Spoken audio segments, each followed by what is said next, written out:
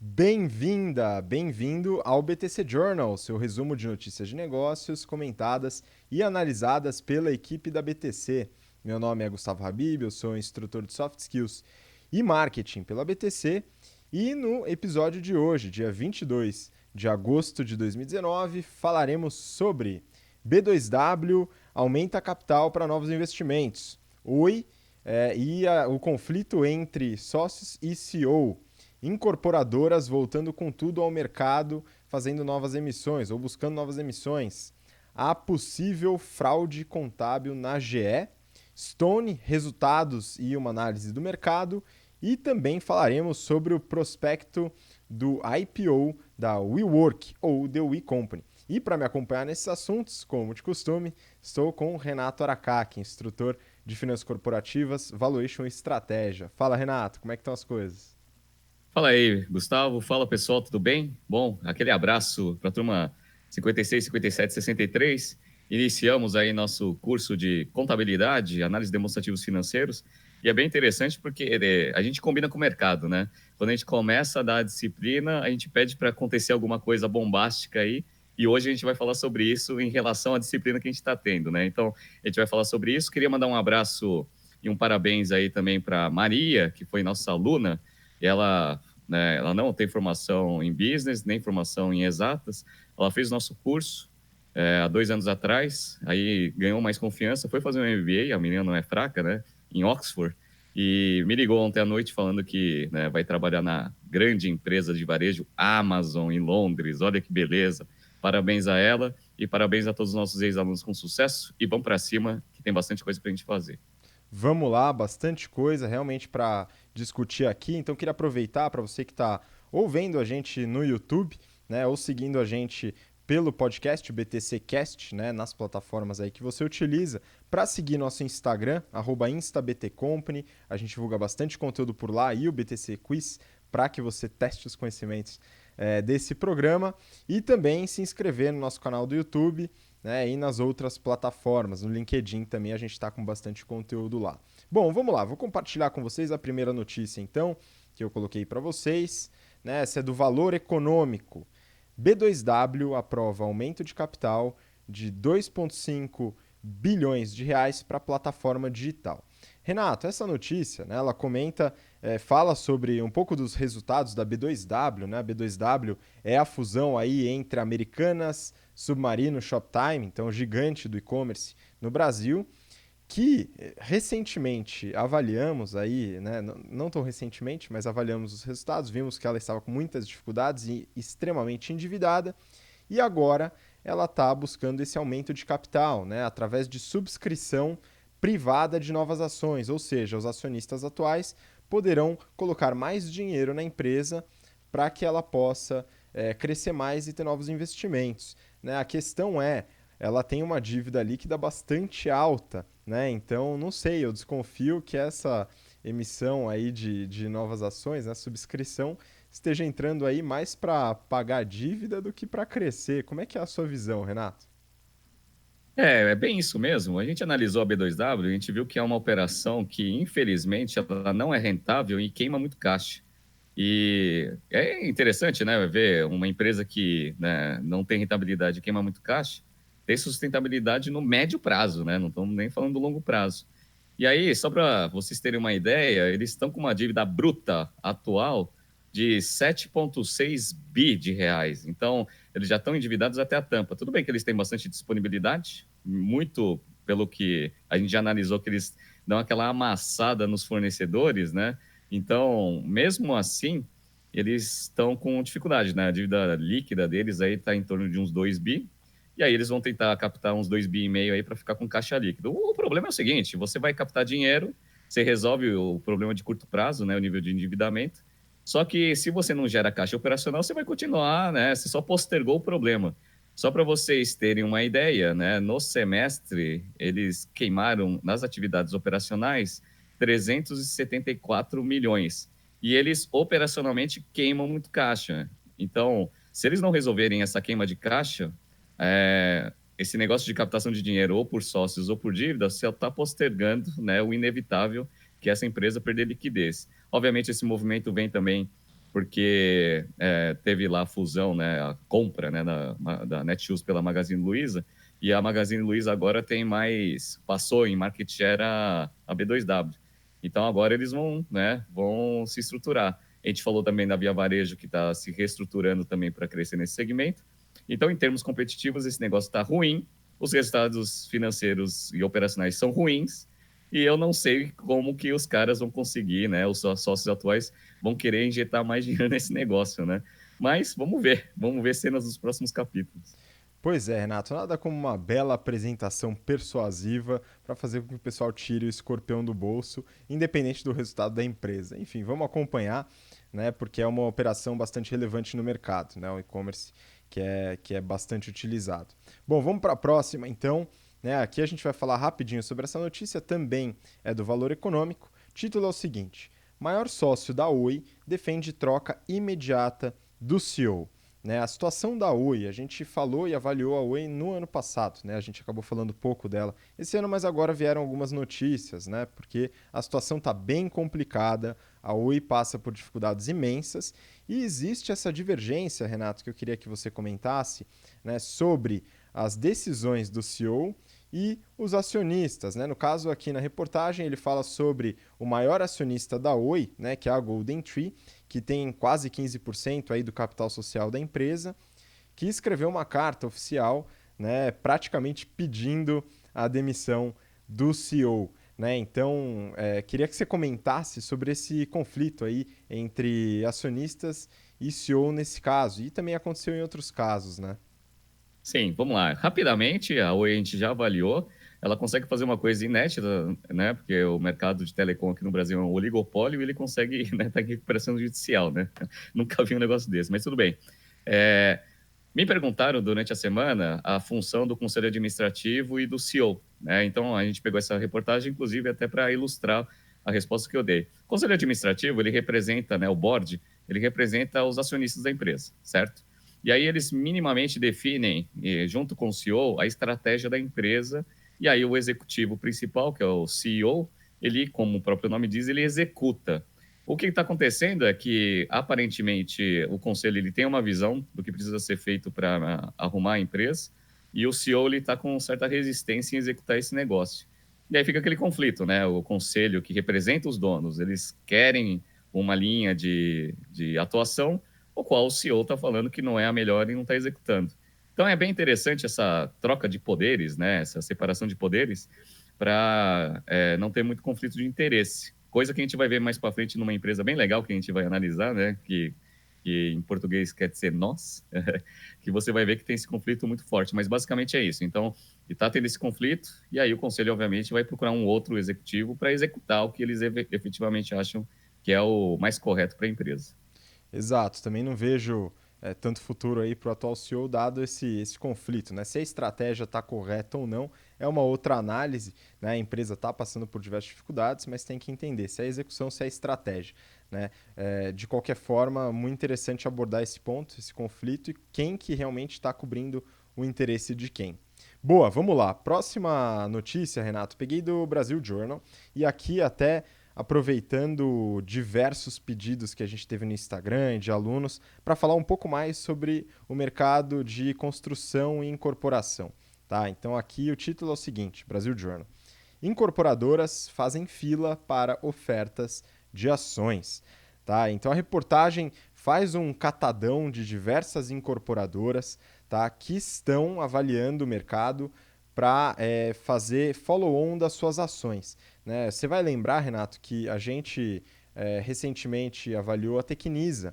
Né? A gente fez uma pequena análise do mercado tal, e os resultados da Tecnisa. Né? A Tecnisa estava com muita dificuldade, estava com contas a pagar, né? Obrigações maior do que as disponibilidades, e estava praticamente obrigada aí a fazer o follow-on para conseguir caixa para sobreviver. Né? Ela conseguiu, enfim.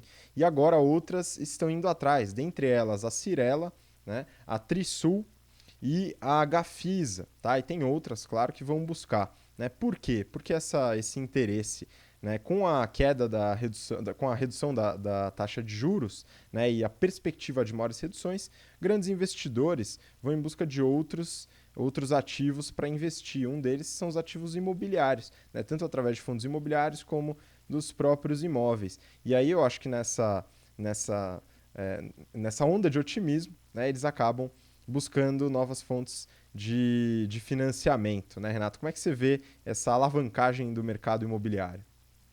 Sim, a análise é boa, mesmo porque a gente fala sobre isso nas nossas aulas de análise financeira e matemática financeira. Basicamente, você tem uma taxa mínima de atratividade, né, que no caso é muito lastreado ali na taxa de juros básicas da economia. E aí, qualquer projeto que você faz, você desconta essa taxa para saber se o negócio faz sentido ou não faz sentido, né, para o investidor. Como a taxa de juros ela caiu, agora está em 6 pontos percentuais anuais, 6 pontos percentuais anuais, né, 6% anualmente. Alguns investimentos que eventualmente eles não eram tão rentáveis assim, eles começam a ficar mais atrativos. E a parte do mercado imobiliário é um. E junto com isso, a gente analisou, e você falou da Tecnisa, que conseguiu fazer o follow-on mesmo estando com muita dificuldade. E foi bem sucedido. Ou seja, com esse cenário, né, as consultoras viram, pô, existe apetite para investidor, né, entrar nesse mercado, porque ele está mais atrativo, porque a taxa de juros está muito baixa. Então, agora todo mundo voltou, né, as suas atenções à captação de recursos e parece que esse mercado vai se movimentar. O problema é que a economia ela precisa também, né, melhorar um pouco aí para, né, isso daí só não ser favorável por causa de taxa de juros, mas sim porque as operações de fato estão começando a gerar mais rentabilidade e aí as empresas começam a vender mais os seus imóveis, né, diminuir os seus estoques.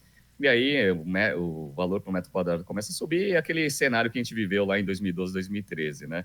Mas assim, vamos ver. Aparentemente o mercado está favorável de fato, principalmente com esses grandes fundos imobiliários aí. Está dando bastante liquidez e bastante empresa vem fazendo operações. A gente falou sobre a BR Malls, né? Que conseguiu vender alguns, né, imóveis, alguns shoppings também para fundos. Então esse mercado está começando a dar uma aquecida. É bom ficar monitorando, eventualmente, para ver se ele retoma e começa a ser um mercado rentável para o investidor de novo. Muito bom. E, bom, para você que está acompanhando a gente, pediu, tem interesse em conhecer mais sobre as estratégias e resultados das incorporadoras, não perca, semana que vem a gente vai escolher a dedo uma construtora ou incorporadora para fazer uma análise. Então, que bom que vocês pediram e, de novo, peço aí, siga nosso Instagram e manda mensagem para a gente se você quiser que a gente avalie alguma empresa, algum setor e a gente estuda aí a possibilidade de colocar nos próximos episódios. Bom, vamos continuar então, Renato, que agora o negócio vai ficar pesado, beleza? Aqui eu vou compartilhar com você do valor econômico, né? A ação da GE cai com acusação de fraude de 38 bilhões de dólares. Tá? A notícia ela foi bastante divulgada aí agora nessa semana e fala sobre um relatório de um cara chamado Harry Markopoulos, que é a pessoa que fez o alarde todo do esquema de pirâmide do Bernard Madoff, né? Então isso daqui ficou muito reconhecido, né? Lá nos anos acho que 2007, 2008, né? E agora ele fez um relatório de 170 páginas mostrando, né, tentando mostrar, pelo menos alegando mostrar para o mercado que a GE fez uma fraude contábil monstruosa. Né? A GE se manifestou falando que ele está alardeando o mercado e eu queria, Renato, que você explicasse um pouco dessa história, tanto essa possível fraude contábil, né, que você deu uma lida, você gosta do assunto bastante, né, entender as coisas, até nas aulas de contabilidade que a gente está tendo agora no General Business Program, e também que seria esse interesse que a GE acusa o Marco Polos de ter. Fala aí qual que é a sua visão. Então, vamos lá.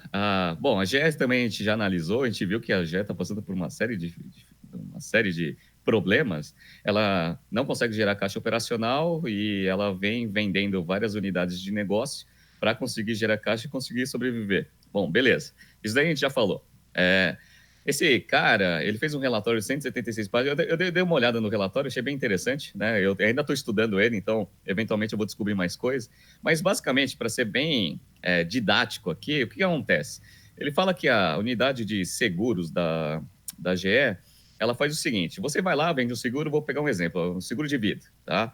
Aí eu te dei um valor, ó, se você morrer, né, eu vou te pagar 1 milhão, tá? Perfeito. Aí o que vai acontecer? Você vai lá, você vai ficar pagando lá a anuidade lá do seguro.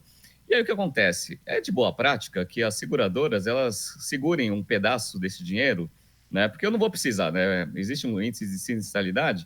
Se eu te vendi lá um seguro de 1 milhão, eu não preciso ficar com 1 milhão parado, né, na minha conta, esperando você morrer. Então eu faço uma conta, né? E aí eu libero um pouco desse resultado, desse caixa, e aí eu seguro um pouquinho. É como se fosse banco, né? Aquele índice de Basileia, né? Beleza.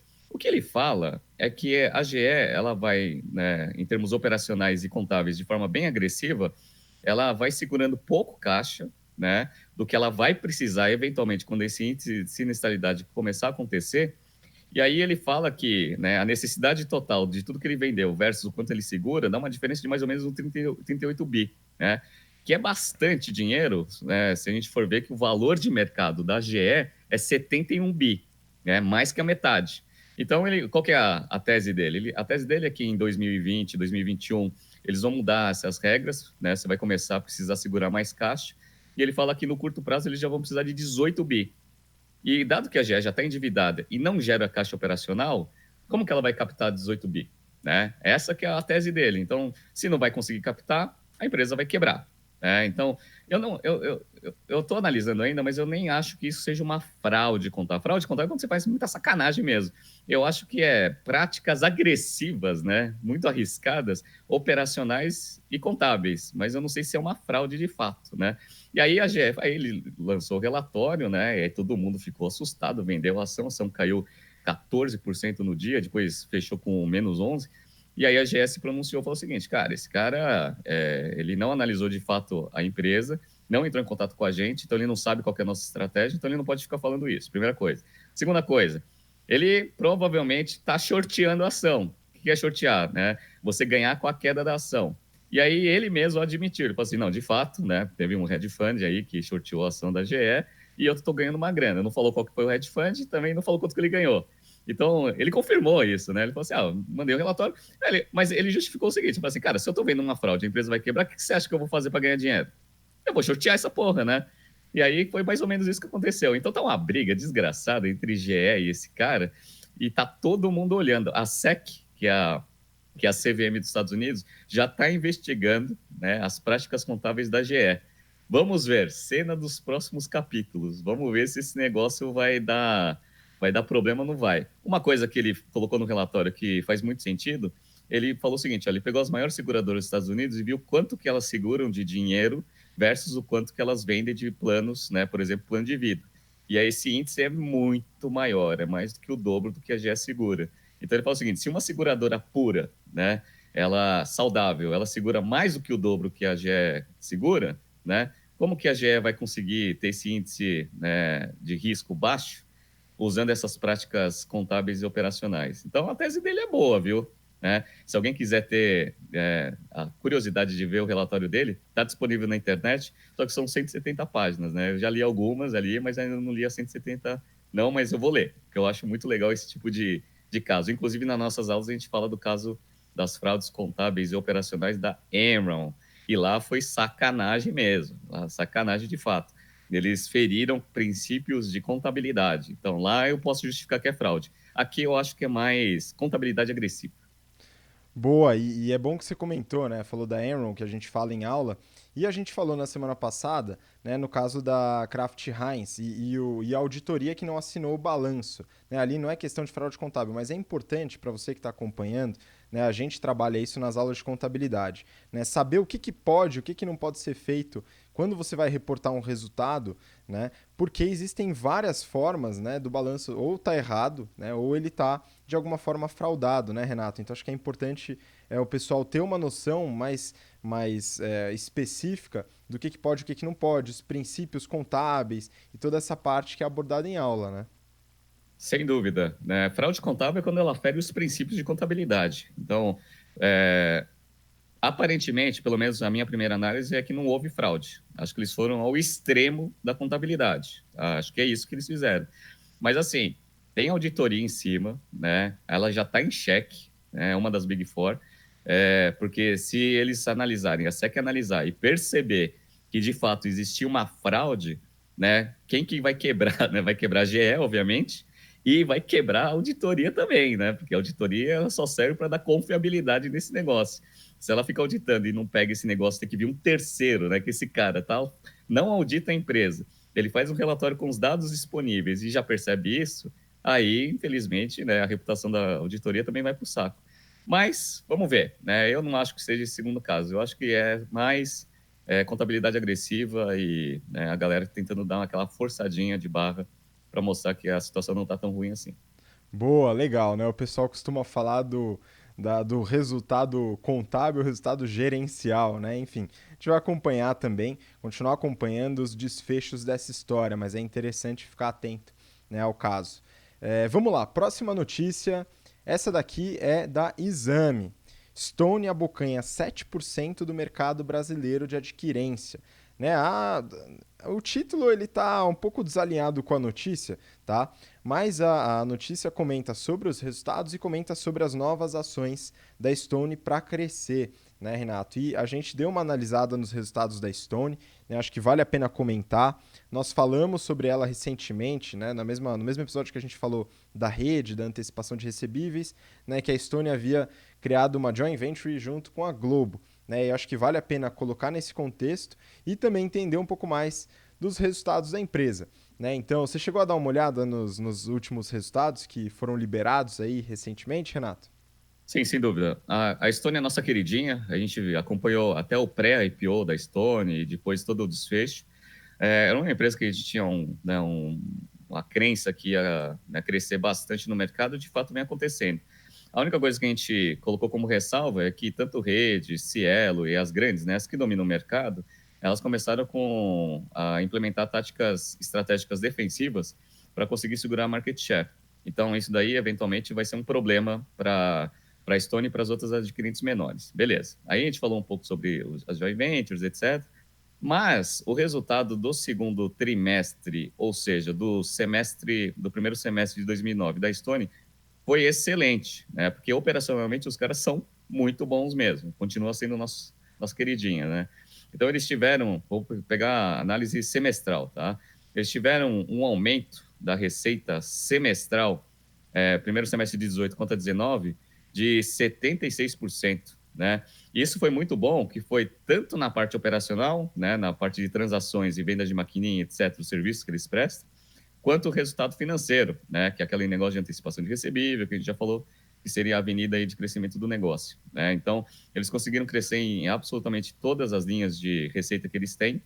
Eles são bons também né, na parte de operações e gestão de custos, e aí isso resultou num aumento de lucro operacional de 243%, um aumento né, de lucro líquido de 297 milhões. Só para todo mundo ter uma noção de números, né? A receita líquida total mais lucro financeiro de antecipação foi de 1 bi 122 no primeiro semestre, contra 635 do mesmo período do ano passado. E o lucro operacional foi para 454 né, milhões contra 132. Então, o que acontece é que a empresa ela vem crescendo, né? Eles têm né, ainda, né, estão fazendo bastante pushing para pegar esse pequeno empreendedor. Então, eles vêm crescendo bastante, aqueles modelinhos lá de franquia, expansão em cidades menores, etc. Eles mostram isso no relatório. Então, operacionalmente, eles vêm executando o que eles querem. Eu lembro que alguns anos atrás, eu tinha falado com o pessoal da Estônia, eles tinham um target aí de market share de 8%. Cara, já estou com 7%, né? Então, conseguiram executar de uma forma bem né, eficiente, mesmo com a defesa dos grandes. Então, parabéns aí a Stone, parabéns a todos os nossos ex-alunos e alunos aí que trabalham lá. O pessoal, de fato, ele é muito bom. Exato. E tem um outro ponto, né, Renato? Eu queria só complementar aqui da questão financeira, né? Os resultados, né? O DRE tá realmente redondo, né? Uma coisa que pode assustar é o consumo de caixa, tá? Então eles reportaram aí no segundo tri caixa operacional aí menos 1,9 bi. Né? E aí o que acontece? Né? Você fala, putz, está consumindo caixa, o negócio está meio perigoso. Mas não é exatamente isso. Né? Claro que consumo de caixa a gente sempre tem que ter uma atenção.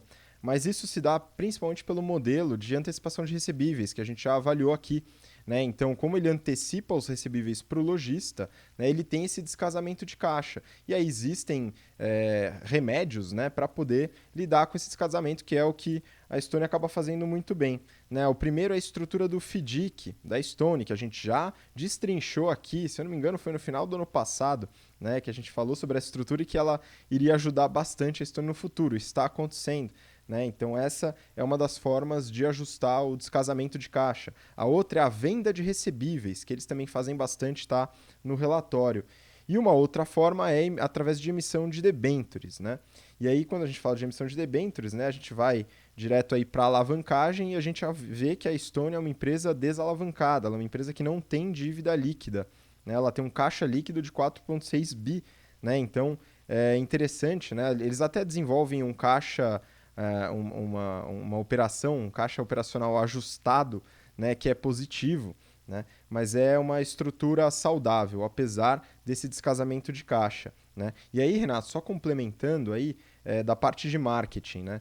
Então a gente fala muito sobre a gestão de marketing, os 4 P's, né, que a gente fala em aula, produto, preço, praça, promoção, e eles estão muito bem alinhados nesse aspecto. Então, como você comentou, quando a gente fala de segmentação, eles estão focando muito no pequeno empreendedor, no pequeno e micro, muito lojista, né? E isso não é uma decisão óbvia. Se você pega as outras adquirentes, muitos focam nos grandes varejistas, redes de supermercados, porque você faz o contato comercial com uma e expande através daquela rede. Né? Você, de certa forma, economiza trabalho comercial. Né? A Stone foi pelo caminho contrário, montou equipes comerciais gigantescas e vai bater na porta do lojista. Né?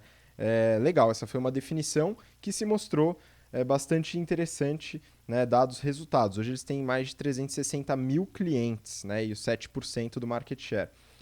O produto ele é desenvolvido também para essa segmentação, então ele está bem alinhado com o público-alvo. Né, tanto o meio de pagamento como a gestão da plataforma de uma forma completa. Né? Então, eles têm a parte de banking, software, gestão e agora crédito. Então, o lojista também vai, através da Stone, poder fazer o seu empréstimo, se houver necessidade e tal. Né? E a promoção, né? Acompanhando a notícia que a gente falou da joint venture com a Globo. O micro e o pequeno lojista está muito presente na Globo. Né? E ali é um canal muito interessante para crescer nesse segmento. Tá? Então, está bem alinhado, achei interessante também. Continuaremos acompanhando, porque é um mercado competitivo, o mercado de meios de pagamento, é importante desenvolver novas frentes. Né, e continuaremos acompanhando tanto a Stone como as outras que falamos aqui, Rede, Cielo e as demais, né, PagSeguro inclusive. Bom, legal, Renato, acredito que é isso. Podemos passar para a última notícia do dia, né, essa daqui muito aguardada, né, já falamos sobre ela na semana passada, né, que a gente ia avaliar. Pegamos essa reportagem aqui da Época Negócios. 5 perguntas dos investidores sobre o IPO do WeWork, né? O WeWork ou We Company, como eles estão tentando fazer um rebranding, né? Eles fizeram o prospecto, né? Então saiu o S1, o prospecto do IPO nos Estados Unidos para a WeWork. E no prospecto, bastante longo, muito legal de ler, né? Realmente legal, né? Não estou sendo sarcástico aqui, de fato. E é surpreendente, mas não positivamente, né, Renato? Então, vamos lá, você deu uma olhada, conta um pouquinho aí das suas primeiras impressões.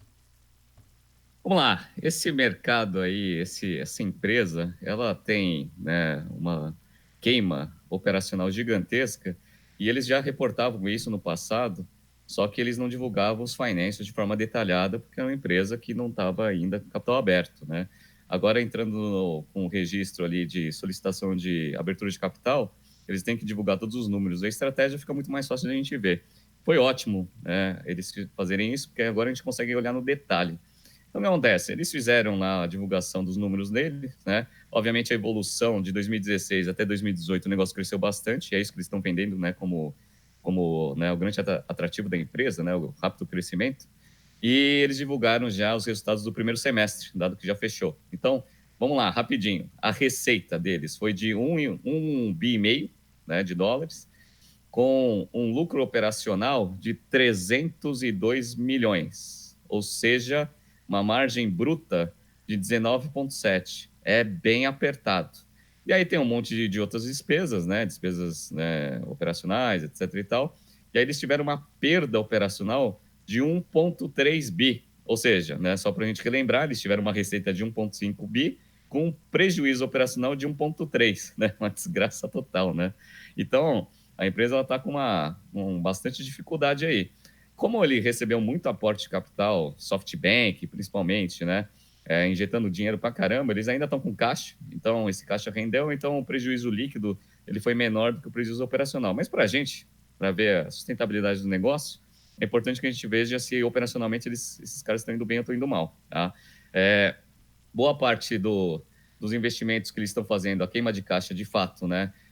A operação é negativa, né? Então eles queimaram ali no primeiro semestre também quase 200 milhões de caixa e investiram 2 bi e 300. Por quê? Porque eles têm uns modelos, né, só para entender, eles têm uns modelos de fazer contratos com, né, as operadoras, né, que têm lá o imóvel de fato, né, que vão querer sublocar, e agora eles estão investindo em imóvel de fato. Então, eles mesmos estão comprando alguns imóveis para conseguir fazer esse serviço. Aí é meio estranho isso, né, porque se o modelo, né, vendedor era assim, a gente trabalha com o ativo dos outros, né, agora eles vão começar a ter ativo, né, geralmente você toma uma decisão dessa quando você vê que o seu modelo principal ele não fecha a conta. E foi uma das coisas que a gente analisou em abril. Abril a gente falou sobre o WeWork. Esse modelo deles, né, de locar, né, um apartamento, um espaço, né, comercial e sublocar ele, né, com toda, né, aquela parte de serviço, escritório bonito, tal, etc. Você consegue ter um ganho muito baixo, né? Porque não faz muito sentido, né? Uma grande empresa ela tem capacidade de negociar direto com o locatário, né? O dono do imóvel. Para que ela vai, né, deixar um intermediário ali para comer margem? Então, você vê que a margem que ele consegue colocar, né, em cima do que ele paga de aluguel e as operações é muito pouco. Então, ó, foi 1,5 bi de receita contra custos de locação e despesas operacionais para locação de 1,2, né? Então a margem bruta é muito apertada, eles conseguem colocar 24% acima dos custos que ele tem. Então é difícil ver esse negócio virar, tá? Então a análise inicial que eu fiz foi essa: operacionalmente o negócio queima caixa e não é rentável. Ou seja, né, é a questão de tempo de queima de caixa. Por isso que eles estão indo para IPO, para conseguir captar mais dinheiro no mercado, para conseguir, né, continuar com esse processo de expansão e queima de caixa no futuro. Que eu acho que, se eu fosse investidor, esse daí é que nem o Uber, né? Eu não entraria nesse IPO nem ferrando. Pois é, Renato, eu também não. E tem alguns aspectos de marketing estratégicos aqui que eu queria levantar também.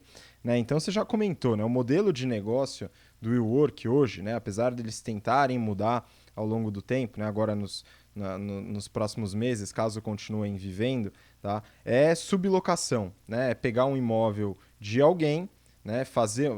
Alugar, fazer uma repaginada e uma sublocação. Né? E aí, o próprio prospecto está, né, recheado, né, de experiência, plataforma, tecnologia, né, consciência, enfim, um monte de palavra, né, aquele texto persuasivo, magnífico, né, que vende bem, mas infelizmente não sustenta a empresa. Né? Mas vamos lá, eles têm um aplicativo. Né? Uma das alunas do GBP desse semestre me mostrou, né, o aplicativo do WeWork que eu não tinha mexido. Né? Afinal, nunca trabalhei no WeWork, né? Nunca fui ao escritório. Né? Mas eu sei que ele é muito bonito, né? É bem ajeitado, etc. Né? E tem um serviço muito bom. O pessoal fala de chá gratuito, né? Refrigerante, etc. Pô, sensacional, bacana. Né? O aplicativo é extremamente simples, tá? É um aplicativo que não tem tecnologia, tá? Enfim, não tem tecnologia, né? Acho que a gente consegue entender. Estudantes de engenharia de computação das universidades conseguiriam desenvolver um aplicativo desse, nada contra a equipe de desenvolvimento. Acredito que ela está sendo subutilizada, tá? E não que é incompetente. É um aplicativo simples, sem tecnologia ou inteligência artificial. Então vamos lá, a gente já criticou bastante, né? Por exemplo, a Netflix, por causa da concorrência. Mas o aplicativo, a plataforma do Netflix, tem muita inteligência artificial, ela faz sugestões de séries com base naquilo que você vê, consegue usar bem os dados, tem tecnologia. A própria Uber, que a gente criticou bastante aqui também, né, tem um aplicativo com muita tecnologia, né, tanto na seleção de motoristas como nas rotas. Né? Então, você consegue dentro da Uber fazer essa união dos aplicativos, os motoristas que usam Waze, como que você dimensiona o nível de o motorista que será chamado, né? Então tem muita tecnologia. No WeWork não é o caso, tá? É uma empresa do setor imobiliário, né? Simplesmente isso. Ou pode ser eventualmente uma imobiliária Nutella, né? Alguma coisa semelhante a isso. Então vamos lá, falando de marketing, né? A gente falou de segmentação da Stone. Qual que é a segmentação, né, do público da WeWork? Majoritariamente empreendedores e startups, público de alto risco de turnover, né? Então, tanto das empresas não se sustentarem, startups, muitas quebram, né? Isso é sabido, né? E também empreendedores que podem mudar simplesmente para outro lugar. Então, um público que não é fiel ao local, né? E muitas vezes não consegue ter essa fidelidade, né? E aí eles reportam o seguinte, Renato, o número de enterprises, né, que é o que eles chamam as empresas com mais de 500 funcionários, que é uma expectativa de mudar esse perfil de público para um público um pouco mais fiel, que consiga ficar mais tempo nos escritórios, né? Eles falam, poxa, hoje a gente tem 40% de público enterprise e houve um aumento de 10 pontos percentuais em relação ao mesmo período do ano passado, né, o primeiro semestre. Porém, essa taxa está reduzindo, né? Se a gente pegar o final de 2018, era de 38%, ou seja, teve um aumento de 2 pontos percentuais em relação ao final do ano passado, né? Então, quanto será que as empresas vão ser seduzidas pelo discurso, sair de um escritório grande, uma empresa grande, né, e ir para um escritório legal, né, um escritório bacana? Talvez seja interessante ter o próprio escritório, né? Se a gente fala do produto, né, o produto é bom, o escritório é moderno, né, eles pegam, fazem uma repaginada, tem interação, então eles fazem muito senso de comunidade, né, os membros, né, não é cliente, é membro. Então essa ideia de comunidade é o que eles querem passar também, né, o que tem o seu mérito, né? Existe a flexibilidade, os serviços oferecidos dentro do local, isso é bacana, né? Agora vamos falar de pricing, né? O pricing ele simplesmente não sustenta o negócio. A gente já avaliou, né, isso em abril, se eu não me engano, né, e viu que o ticket médio, né, o valor, a receita por membro teve uma redução, né? E isso, se a gente falar de mercado, expansão de mercado, hoje 56 ou 57% do WeWork está nos Estados Unidos, né? Da receita está nos Estados Unidos. O aumento vai ser inevitavelmente para mercados em desenvolvimento e o ticket médio tende a reduzir mais ainda, né? Então, isso fora os locais vagos, né? A redução da ocupação que também avaliamos em abril, né? Não há fidelidade, né? Então, pensando que aluguel não é core business das empresas, né? A empresa não tem por que ter um contrato longo, né? Ou ter uma fidelidade com o WeWork. Ela pode simplesmente usar uma empresa concorrente ou um outro espaço de coworking, se houver uma diferença de preço ou de serviço, né? Então, essa flexibilidade que o produto oferece, ela permite mudança dos clientes e dificulta essa previsibilidade. E aí, Renato, ligado a essa questão da flexibilidade, o que eles têm de flexibilidade com o cliente, eles não têm com os fornecedores. Então, eu peguei aqui, né, no prospecto, estão todas as obrigações da WeWork, né? Então, vamos lá. Contratos de locação não canceláveis. Eles têm 34 bilhões de dólares de contratos não canceláveis, até 2028, né, lá para frente, né? Mas esses contratos eles vão vencendo ao longo do tempo e quem dirá que a WeWork vai sobreviver até lá, né? No total de obrigações eles têm 47 bi de obrigações, se eu não me engano, tá? Então é muito dinheiro, né, que eles estão se comprometendo sem a certeza do cliente final. É um modelo muito, muito arriscado, né? Vamos dizer assim. Então eu ficaria de fora também desse IPO, viu?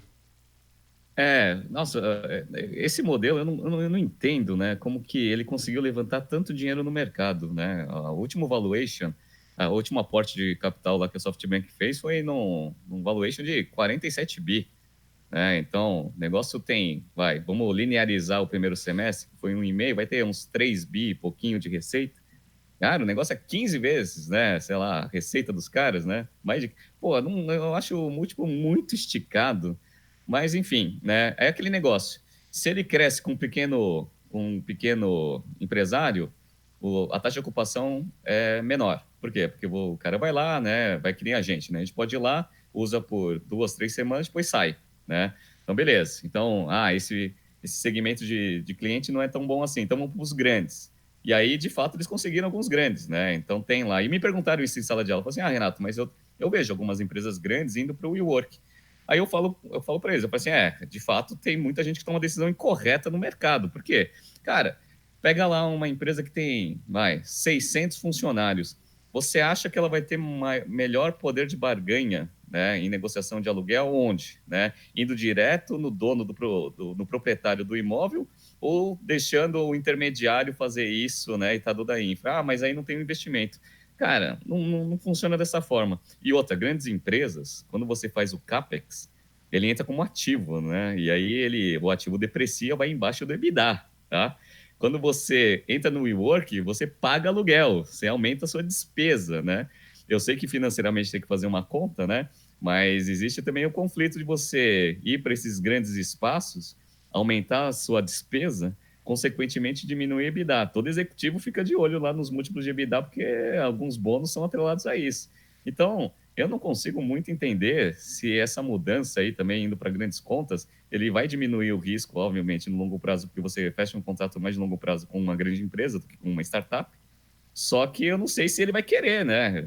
Eu acho que tem muita empresa indo mais por moda e menos fazendo conta, né? E tomando decisão racional de ir para, né, para essa tomada de decisão. Renato, então, ia complementar esse ponto, porque realmente tem algumas empresas grandes indo, mas vamos lá, uma das propostas de valor do WeWork, né, é a questão de formação de comunidade, de aumentar o relacionamento entre os membros, né, entre empresas diferentes. Eu imagino que essa proposta de valor, ela atinge mais o empreendedor, que precisa fomentar esses relacionamentos para eventualmente ganhar um investimento, ter um parceiro, fornecedores, né? Isso é muito mais difícil de acontecer numa empresa grande, você concorda? Cara, sem dúvida. E outra, né? Eu sei que quando uma grande empresa pega lá, ela vai, obviamente, criar uma infra, etc., porque tem segurança de informação, etc.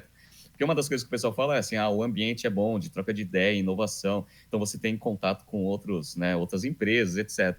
Mas, cara, imagina você trabalhando com dados confidenciais, né, num escritório compartilhado, né? É muito difícil isso. Então, e essa parte de compliance, principalmente em empresa grande, capital aberto principalmente, ela pega, né? É um fator bem decisivo. Então, eu já tenho questionamento se isso daí, de fato, né, aumenta, né, o estímulo, né, de inovação entre os membros lá que ficam no escritório. Primeira coisa. Segunda coisa, para uma grande empresa, tem todo, né, alguns problemas de segurança de informação, etc., que, para mim, também impedem. Ou seja, né, vai ter que apostar na gente, pequeno empreendedor. Só que para a gente, né, em termos de crescimento, às vezes é caro, né? Você ficar alugando estações. Eu não consigo entender muito bem esse modelo, mas então o primeiro questionamento nosso é em termos de modelo de negócio. O modelo de fato ele não anda. Mas uma coisa, agora pronto, analisamos a empresa. Só que tem uma coisa que eu já falei, que a gente já comentou aqui no BTC Journal, que me faz não engolir essa empresa, mesmo se ela tivesse um modelo de negócios fantástico. Saiu uma notícia que a gente analisou que o CEO do negócio, que também é chairman, ou seja, a pior configuração, a gente acabou de falar sobre conselho administrativo e CEO, né? O conselho administrativo vai lá definir estratégia, o CEO vem e executa. Ele é presidente do conselho, né? E presidente da empresa, ou seja, ele faz tudo na vontade dele. Beleza. Foi anunciado que ele tinha participações, né, em imóveis, né, em locação, né, de empresas, a qual a WeWork, né, era cliente. Ou seja, a WeWork toma pau, como a gente já viu aqui nos resultados, só que ele está ganhando dinheiro porque ele é sócio das empresas que, né, alugam esse negócio para o WeWork. E aí, obviamente, quando você mostra um prospecto de IPO, você tem que mostrar todos os conflitos, né, com partes relacionadas, que a gente chama. Aí eu já sabia que acontecia, né, esse negócio, saiu o prospecto do IPO, primeira coisa que eu fui ver, eu quis ver todas as operações com partes relacionadas. Meu amiguinho, é gigantesco, gigantesco. Tem até, assim, ó, teve uma vez que fizemos um evento de marketing, foi contratado, né, a empresa da mãe de um executivo, eles não falam qual que é executivo, mas pelo amor de Deus, você, investidor qualificado, você vai investir numa empresa onde o cara, ele tem participação nos imóveis que a empresa aluga, né? Qual que é a vantagem dele de amassar na negociação e ter um melhor contrato para o WeWork? sendo que ele vai ganhar dinheiro lá. Essa é a primeira coisa. Segunda coisa, o cara contrata até para fazer evento de marketing, gente da família. Não faz sentido nenhum um negócio desse, cara. E tá gigantesco. Tem um ponto ali no conflito de interesse que tá falando o seguinte, ó, temos um contrato com uma operadora, né, de imóveis e tal, não sei o quê, que tem a participação de um dos nossos executivos, ele não fala qual que é, né, que, né, nosso compromisso de receita futura, baseado em 31 de 12 de 2018, é de 300 milhões de dólares. Porra, 300 milhões de dólares. Não faz sentido nenhum. Aí, outra coisa que eu quis relacionar com isso foi o seguinte, eu quero saber quanto que esse cara ganha, né? Aí tem lá o salário dos principais executivos. Aí eu dei uma olhada. Aí, olha aqui como ele é bonzinho, né? Ano passado, sabe quanto que ele recebeu de salário, né? Compensation? Nada. E aí tá escrito lá, nosso CEO, né, o fundador Adam, não sei o quê, ele abdicou de ter, né, remuneração na empresa. Então tá lá zero, não recebeu nada. Óbvio que ele não recebeu nada. Ele tá ganhando uma fortuna, né, pela participação que ele tem das empresas, que ele mesmo vai lá e fecha a participação. Não faz sentido nenhum um negócio desse. Gustavo, você investiria numa empresa que tem tanto conflito de interesse assim? Não, Renato, definitivamente não. Né? Fora o fato de que o CEO acabou, né, faz um mês aí que ele se desfez de uma série de ações da empresa, então há questionamentos sobre ele mesmo acreditar no modelo de negócio, né? É bom ficar atento a isso. Né? É interessante quando você, como CEO, como acionista, como dono ou como conselho, né, ter um lastro aí dentro da empresa mostrando que você acredita na empresa. Né? Isso é importante. E realmente não me soa tão altruísta, dado que ele recebe uma pancada de aluguel, né, relacionado às empresas que têm o WeWork como cliente. Realmente é uma situação complicada. Né? A pergunta que eu faço, Renato, e que já me fizeram é: o slide está pronto? Olha, é assim, vamos lá. O slide ele está pronto, só que existe a possibilidade desse IPO sair, né? Eu acho que se os investidores tiverem um mínimo de bom senso, eles não vão entrar nesse negócio. Mas vai saber, quem está liderando essa oferta? Goldman Sachs e JP Morgan. Então, tem gente inteligente pra caramba nesses bancos para fazer roadshow, para tentar mostrar para os investidores que esse negócio faz sentido, não faz sentido, beleza, tá? Então, talvez, até pela competência desses caras, eventualmente esse IPO saia. Só que aí, vamos lá. Eles estão com, né, a última aporte capital, quer dizer que a empresa valeria uns 47 bi. Perfeito. A gente já viu que o múltiplo sobre receita dá quase 15 vezes. Beleza. Você fala assim, esse múltiplo está esticado, né? Ele está esticado. Eu falei, pô, vamos ver, né? Aí a gente pegou lá aquela empresa, qual que é? IGW, né? IWG. Né? A IWG IWG. a gente vai avaliar, né? Inclusive, já fazendo um disclaimer aí, vamos trazer na semana que vem para entender um pouco mais do mercado. Né? O WeWork parece tão bom, tal, mas existem concorrentes. A IWG é a empresa que é dona da Regus e da Spaces. Né? E é uma empresa que já tem capital aberto na Bolsa de Londres. Vai lá, Renato. Boa. Essa IWG, ela tem, primeiro, um múltiplo que o WeWork não consegue fazer, que é o price to earnings, né? Por quê? Porque o WeWork não tem earnings, né? Eles têm, o múltiplo, né, tá em 10 vezes, né? Então, 10 vezes a lucratividade deles é o market cap da empresa. Beleza, esse é um. E sobre receita, o múltiplo está em torno de 1,4. Então, o quanto que eles geram de receita, 1 vezes 1,4 é o quanto que eles têm de valor de mercado. Cara, esse negócio está sendo tradado ou está com uma expectativa de 15, né? Porque eles estão tentando vender que é uma empresa de tecnologia, como você mesmo disse, tecnologia. Não tem tecnologia porra nenhuma, né? É uma empresa de tecnologia que quer usar um múltiplo de tecnologia, que é aqueles múltiplos lá do Uber, que a gente viu que é 8 vezes receita, o Lyft quase 10 vezes receita. Eles estão querendo quase 15 vezes receita aqui.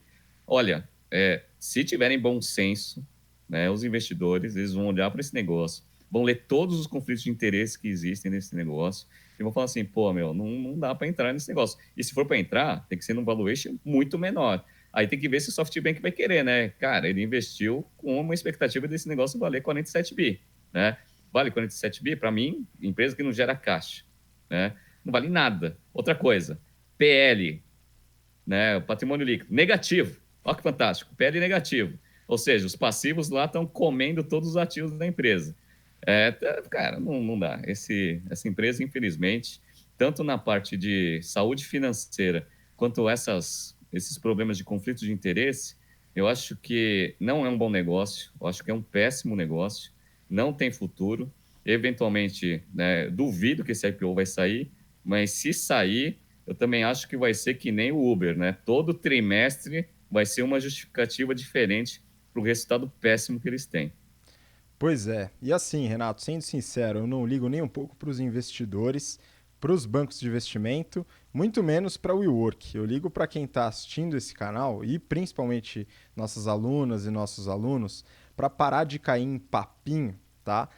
E fazer uma análise objetiva das empresas, né? Pegar análise estratégica, análise competitiva, marketing, né? Toda a parte do marketing mix, finanças, alavancagem, valuation, para poder entender a dinâmica da empresa e aí, eventualmente, no futuro, fazer seus investimentos, né? Ou até hoje, né, realizar seus investimentos com uma boa análise. Né? O WeWork foi uma empresa que cresceu no discurso, né, mas ainda não mostrou essa parte objetiva.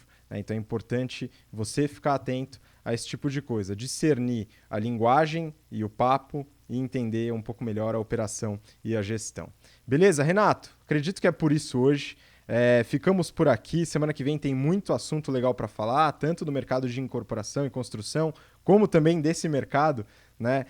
Analisando aí concorrente do WeWork. Né? Então, Renato, manda aí o seu recado final aí pro pessoal. E aí, pessoal, então, semana que vem a gente vai acompanhar os desdobramentos aí do caso da GE, primeira coisa que a gente vai fazer. Eventualmente, se esse IPO vai ter sinalização que vai acontecer ou não vai, eu creio que não, mas vamos ver, vamos esperar. E a parte de incorporação, né, já me pediram, já tenho até uma listinha de pelo menos 3 consultoras aí, incorporadoras que pediram para a gente analisar.